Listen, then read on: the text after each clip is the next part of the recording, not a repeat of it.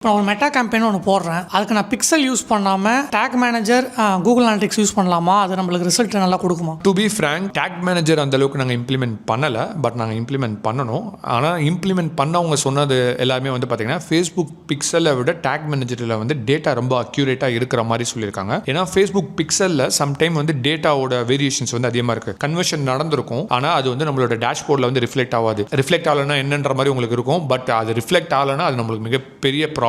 நீங்கள் சேல்ஸ் அதில் வரல, ரிஃப்ளெக்ட் ஆகல, பட் ஆனால் சேல்ஸ் வந்து நம்மளுக்கு டேஷ்போர்டில் பின்னாடி வந்து எக்ஸல் ஷீட்லையோ இல்லை உங்கள் சிஆர்எம்லேயோ சேல்ஸ் காட்டுது. பட் ஆனால் ஃபேஸ்புக்கில் வந்து டேட்டா வரல அப்படின்னா எப்படி நம்ம கேம்பெயின் ஆப்டிமைசேஷன் பண்ணுவோம், எப்படி எந்த கேம்பெயின் பட்ஜெட் இன்க்ரீஸ் பண்ணணும்னே தெரியாது, எந்த கிரியேட்டிவ் பெர்ஃபார்மன்ஸ்னு தெரியாது. ஸோ அதனால வந்து நாங்கள் என்ன சஜஸ்ட் பண்ணுறோம்னா பிக்சல் இன்ஸ்டால் பண்ணுங்க, but along with that UTM code பண்ணி நம்மளோட சிஆர்எம்ல நம்ம இன்டிகிரேட் பண்ணிட்டோம் அப்படின்னா சிங்கிள் கேம்பெயினும் single ad set single creative எல்லாத்தையுமே அந்த யூடிஎம் கோடை வச்சு நம்ம நல்லா ட்ராக் பண்ண முடியும். அதனால பெட்டராக இருக்கும். டேக் மேனேஜர் அஃப்கோர்ஸ் நம்ம அதை ட்ரை பண்ணோம், அது பண்ணுறதுக்கு எங்களுக்கு டைம் கிடைக்கல, பட் ஃபியூச்சரில் மேபி ட்ரை பண்ணிட்டு வேணாம்னு நான் சொல்கிறேன்.